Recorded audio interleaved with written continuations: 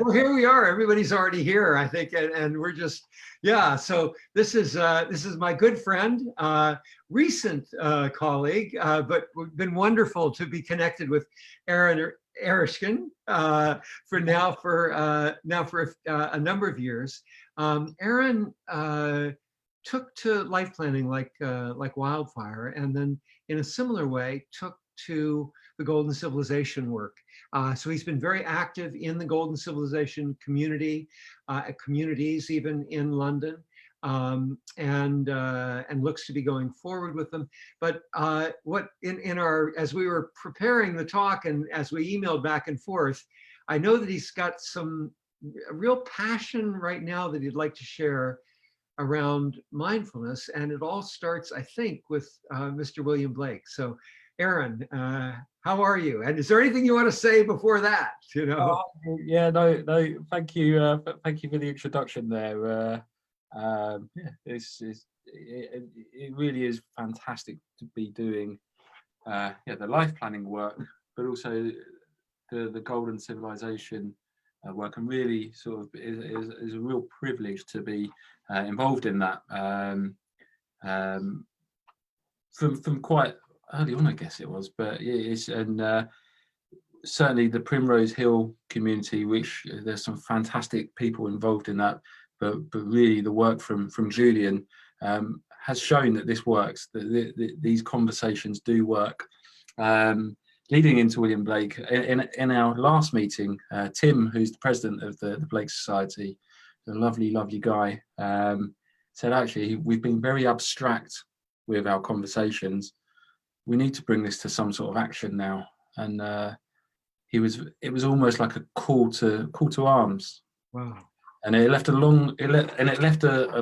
lasting impression for over and over. I kept on thinking about that. And then it kind of realized, so actually for me to be personally to be in action, and for civilization to be in action, we need to be prepared ourselves.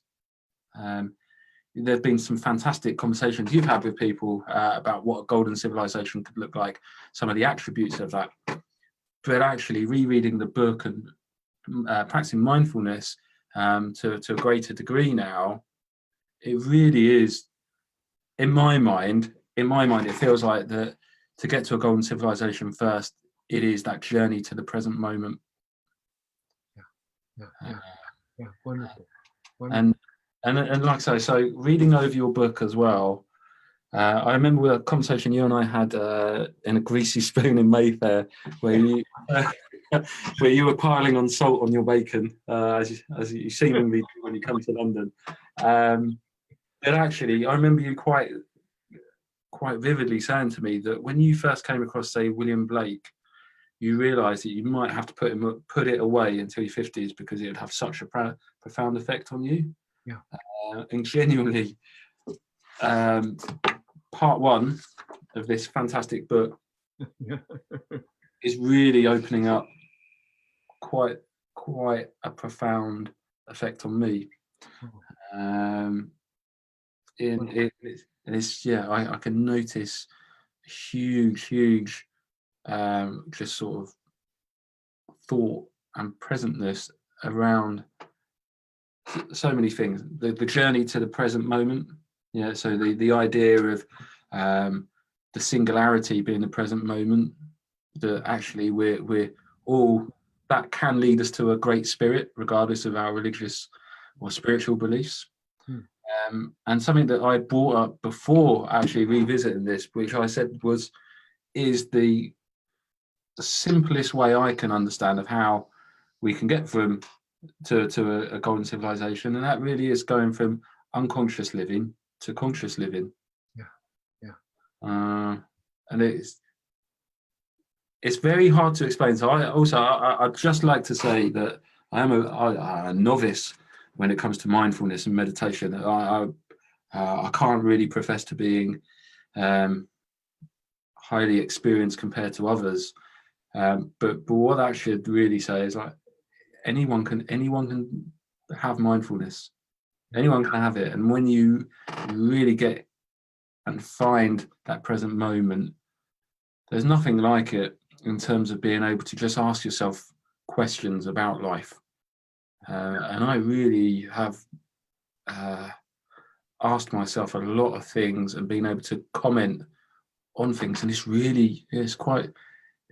a stillness of just of vitality, really, of vigor. So yeah. Amazing. That paradox of stillness and vitality and vigor at the same time. Yeah. Amazing, isn't it?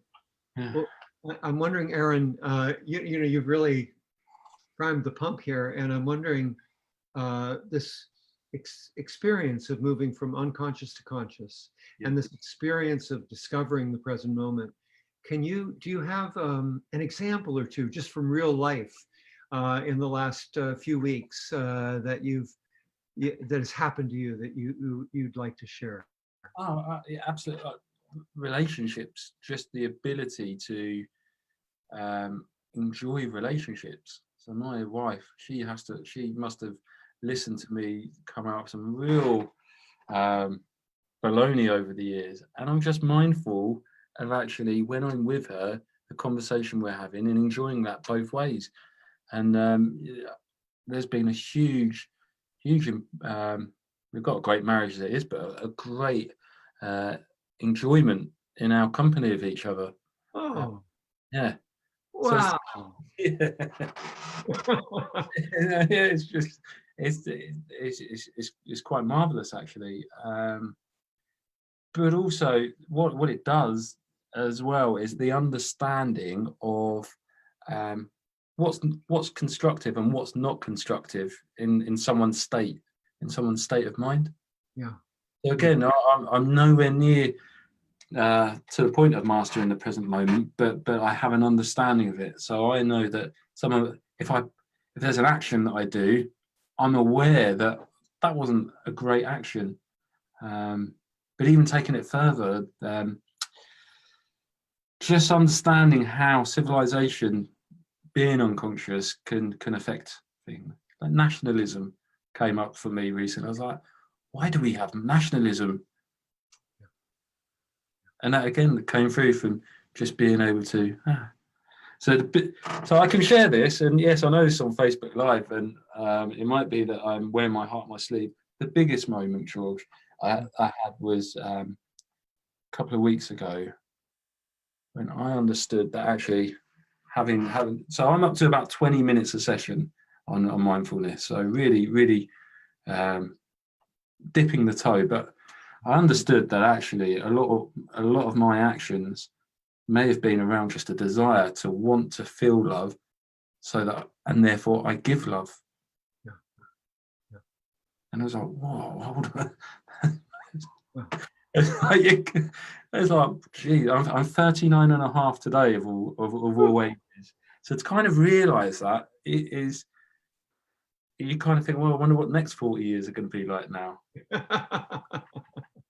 Oh man, it sounds like you're on a trip and it's just beginning. Again, a lot of reading through the book. I'm not a quantum physicist by any means, but I could understand like the analogies between the black hole and a white hole, and also going through just very basic work, because it doesn't have to be complicated. But actually, Appendix 1, the practice of mindfulness, is maybe 1.5 pages.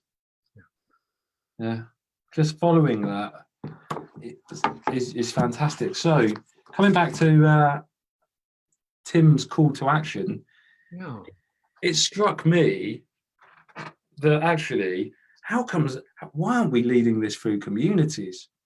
Like just the act of sitting down, focusing on the present moment for a period of time.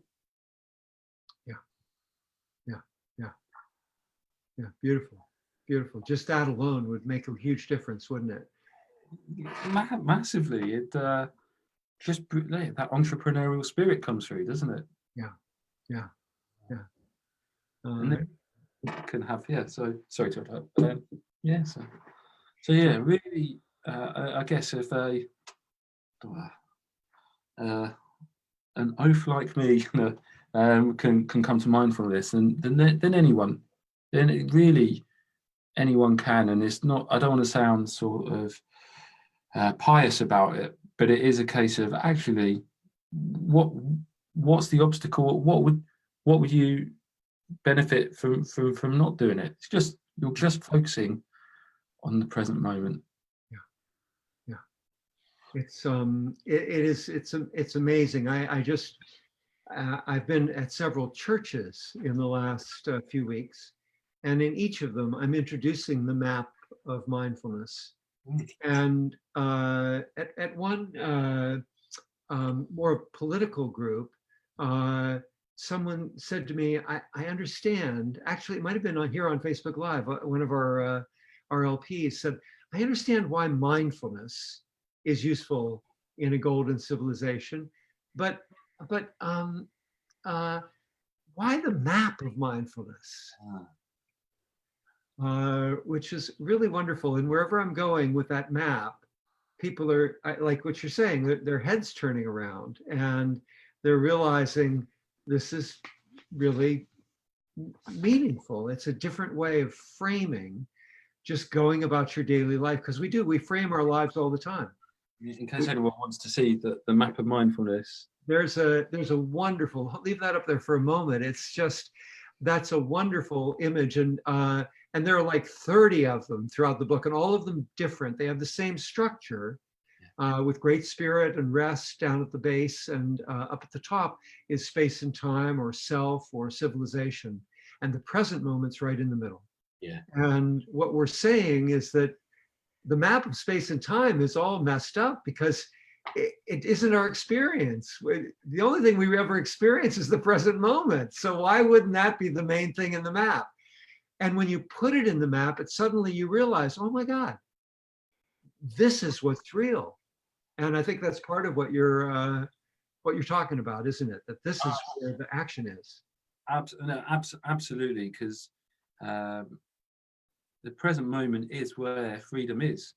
A colleague of mine, Serenity, Caroline, in a recent meeting, she recounted a book that she read, and again, this absolutely was a fantastic example of the present moment. In that, if we look backwards, we feel depression.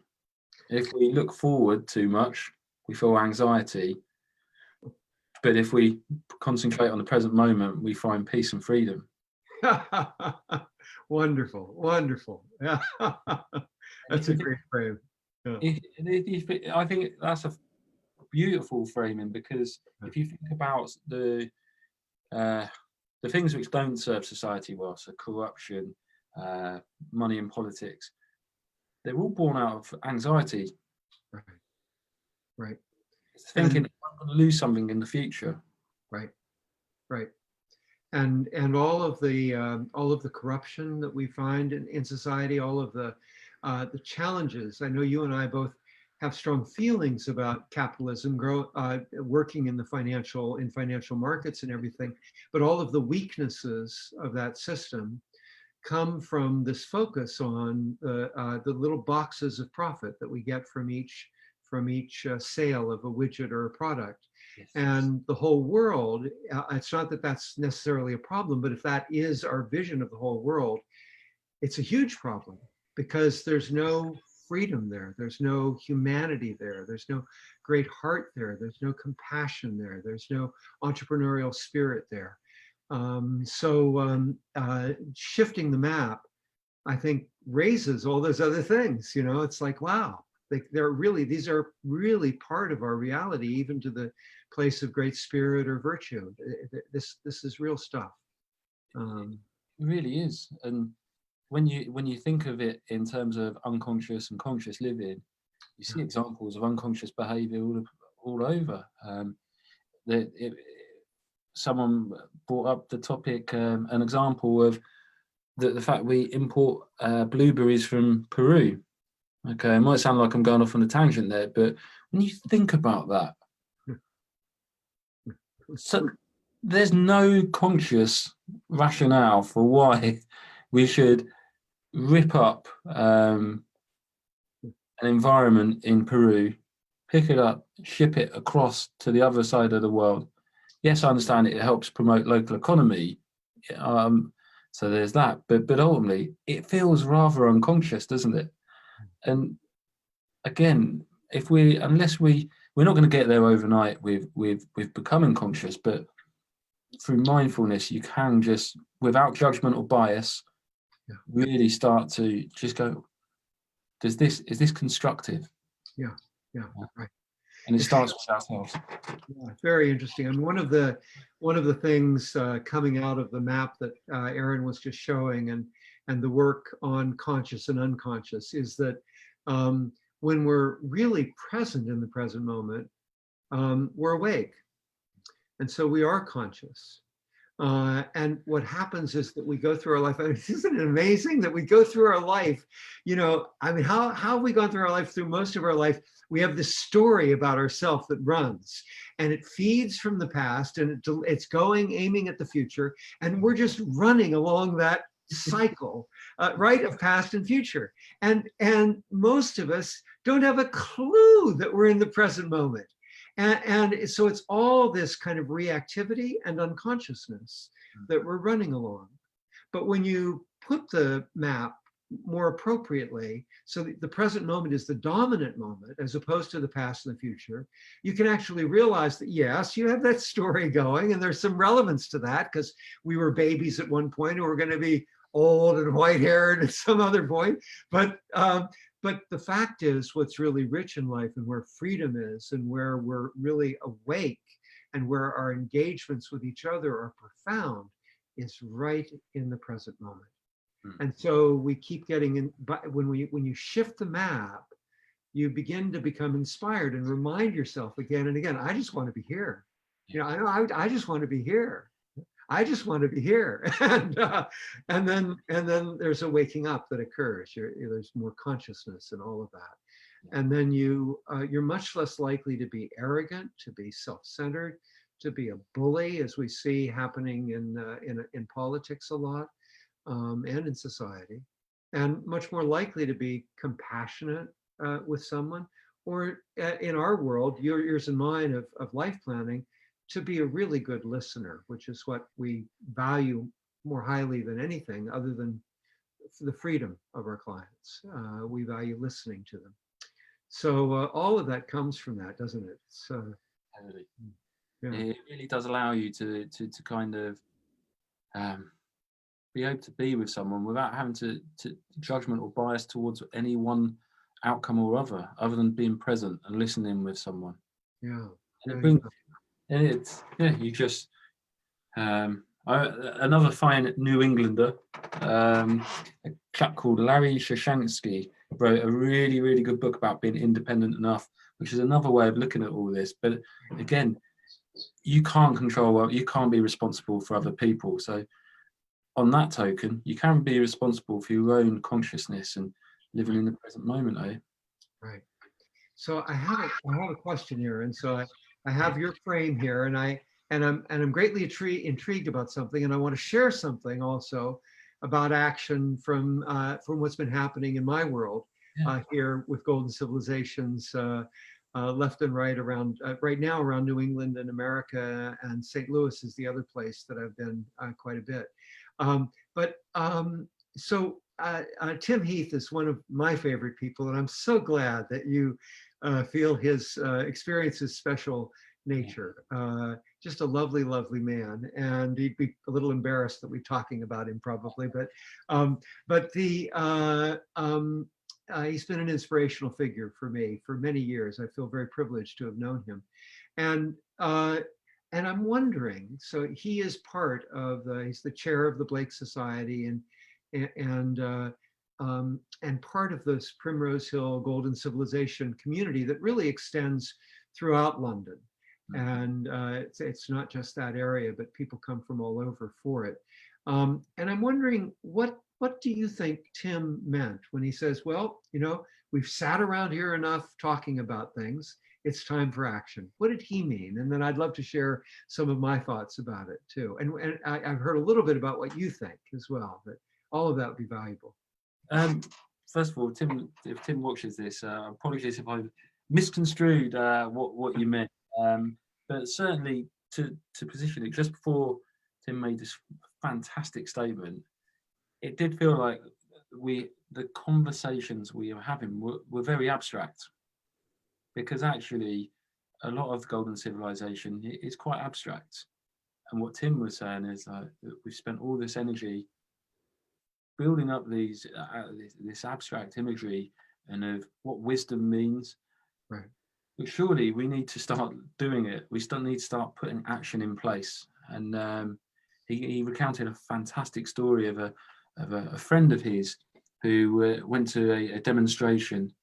And apologies again if I've got this slightly jigged up wrong, but his friend actually was approached by the police and said, "Look, yeah, you're going to have to arrest me." And friend spent time in a prison cell, and there's a 70-year-old lady. I'm pretty sure it's a 70-year-old lady, because she was saying, "I'm taking action," and it's so true, isn't it? His friend was the 70-year-old lady. Yeah. It's just fantastic, like recounting and of what happened, and it is that, and so that's what Tim means is we need to start actually doing this now. Yeah, I'm totally. I love hearing this, and I can't wait. I'm going to be there in November with you all in the conversation, and I want to talk with Julian first, also about the setup. But there's been so much happening here. I could take up a lot of time talking about it, but let me just tell you the one thing that was really. There were several things inspiring, and this. I just went up to Vermont. And we held, I think it was the third Golden Civilization conversation in this one small community, but influential community in a rural community in kind of northern Vermont. It was the community where William Sloane Coffin, who in America during the Vietnam War protests, was probably the most famous, certainly the most famous Protestant minister engaged. Good friends with Martin Luther King,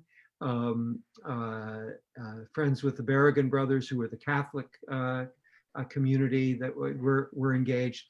And so it turns out that it's my brother Tom's church now. He's inherited that church. And it's a church that takes pride in social action, but also has a real depth of spirit.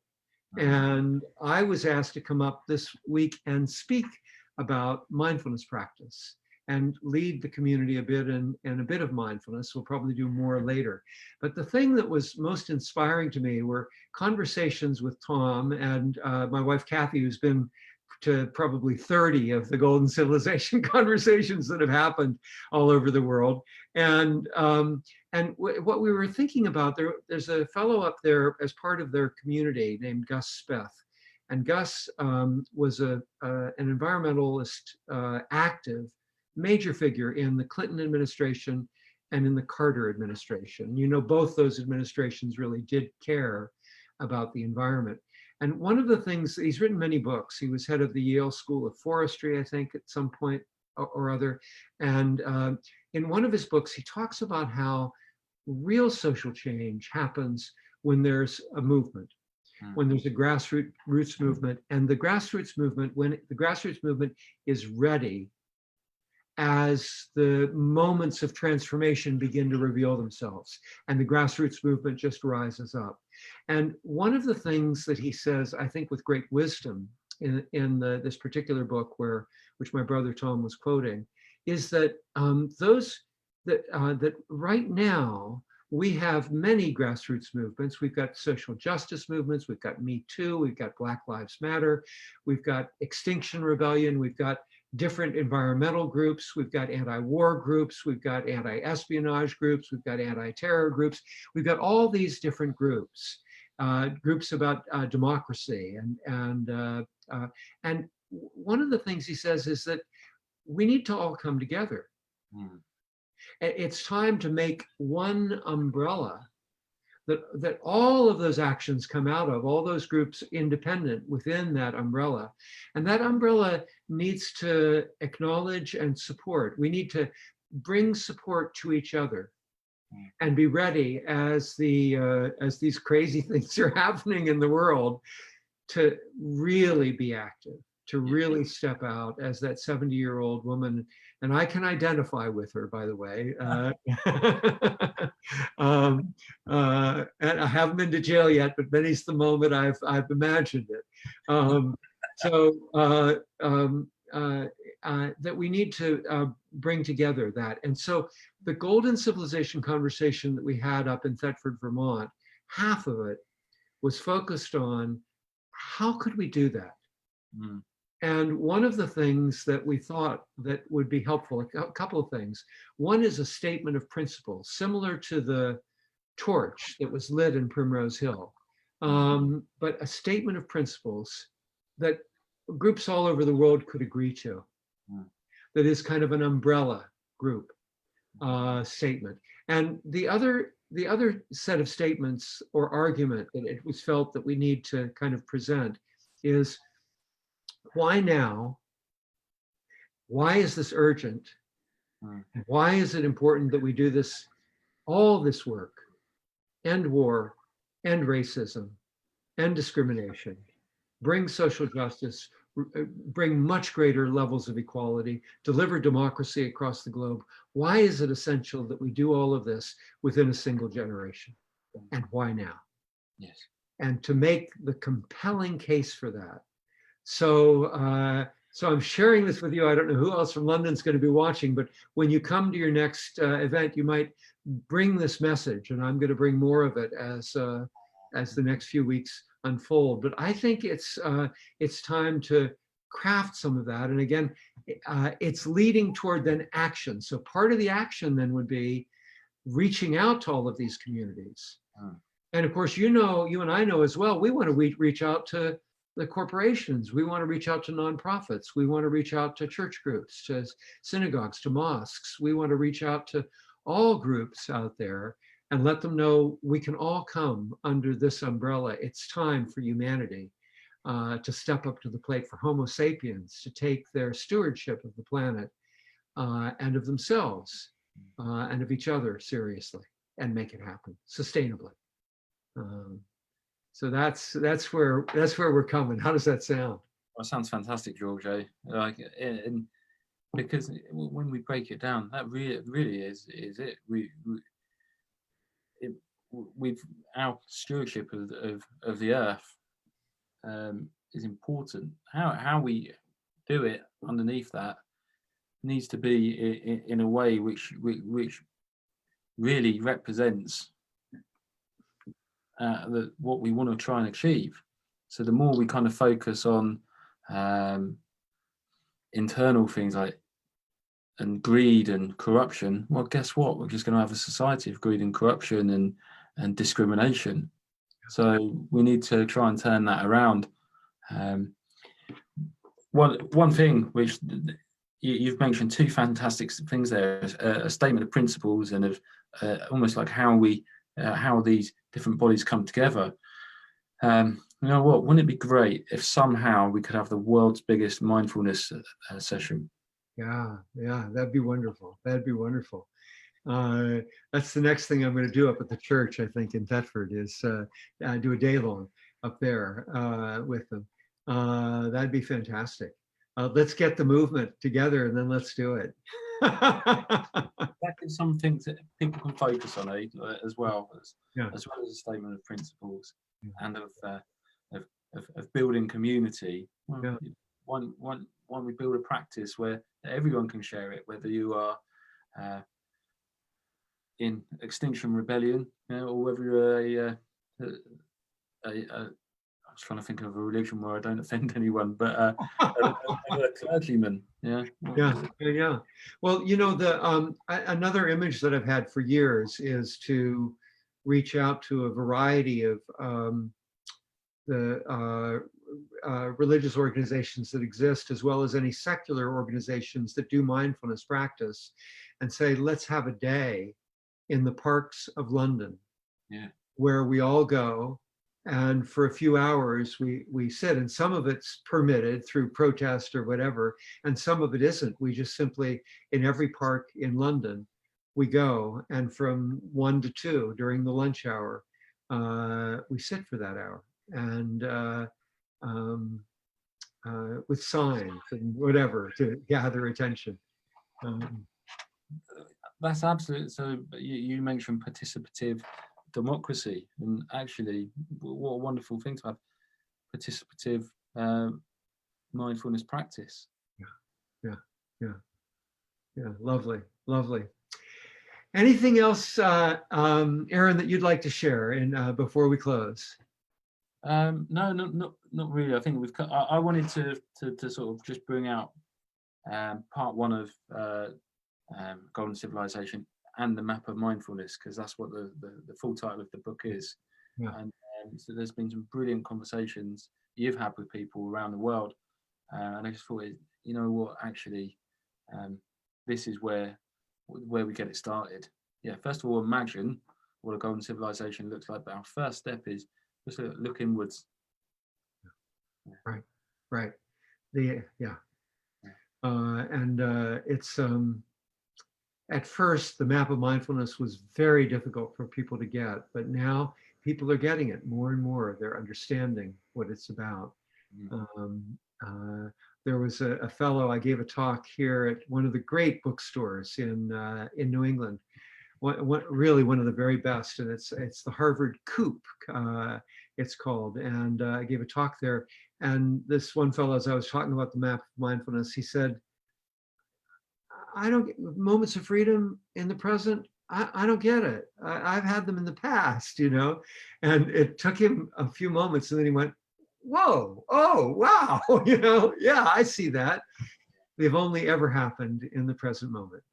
What an amazing thing. And what that says about the nature of the universe, that the universe is not constructed of past and future. It's constructed of one present moment after another. And what an extraordinary thing that is. And they keep disappearing. What's that about? And appearing again, it's quite something. And the mastery, as you've talked about it, what we aim at is to gain greater. None of us can ever become real masters at it, but that's what we aim at, because that's where we can all the time smell the roses. I think that's where all the great virtues are. Yeah, that's right. Yeah. Fantastic. Great to talk with you, Aaron. Let's exchange emails at some point as I get closer. I'm coming over. I'll be arriving, I think, on Halloween on October 31st. Good timing. Yeah, get out of America before that celebration occurs. But love to see you, and I can't wait to see you. Thanks so much for all of this. Thank you for your time, George. Great. Thank you, Aaron. Bye. Bye.